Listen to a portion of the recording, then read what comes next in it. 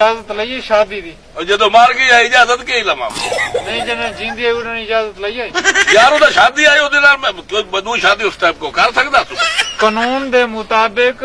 दूजी बीवी को इजाजत लमनी चाहिए ਜੇ ਹੁਣ ਹੋਵੇ ਹੀ ਨਹੀਂ ਤਾਂ ਮੈਂ ਇਜਾਜ਼ਤ ਆਪ ਦੀ ਭੈਣ ਤੋਂ ਲਵਾਂ ठीक है मैं मने ना फौत हो ਤੇ गई ਬੋਲ तुसा इजाजत लईए ਓ ਯਾਰ ਕਿ ਸ਼ਾਦੀ ਇਜਾਜ਼ਤ ਲਵਾਂ ਜਦੋਂ ਮਰ ਗਈ ਇਜਾਜ਼ਤ ਦੀ ਕਿ जब तक तुम्हारी बीवी दी इजाजत ना हो सी मैं निकाह नहीं पढ़ना नहीं पढ़ना नहीं पढ़ना ਮੌਲਵੀ ਸਾਹਿਬ ਤੇਰਾ ਮੂੰਹ ਫੌਤਕੀ ਵਾਲੇ ਰੁਕੇ ਤੇਰਾ ਓਏ ਮੈਨੂੰ ਇਹ ਦੱਸ ਬਈ ਉਹ ਤਾਂ ਗਈ ਮਾਰ ਕਬਰ ਪਾਟ ਕੇ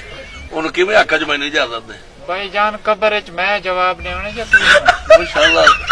ਨਾ ਹੋਵੇ ਇਨਸ਼ਾਅੱਲਾ ਤੈਨੂੰ ਪਿੱਟਾ ਮੋਈ ਹੋਈ ਕੋਲ ਕਿਵੇਂ ਮੈਂ ਇਜਾਜ਼ਤ ਲਵਾਂ ਦੱਸ ਬਈ मैनू नहीं पता जब तक कोई थे ते ये ना आखे ਓਏ ਤੂੰ ਮੁਰਦਾ ਜਾ ਕੇ ਬੱਕੀ ਵੇ ਲਾਇਆ ਵਾ ਮੁਰਦਾ ਕਬਰ ਚ ਪਾਟ ਕੇ ਉਹ ਨਾ ਆਖੇ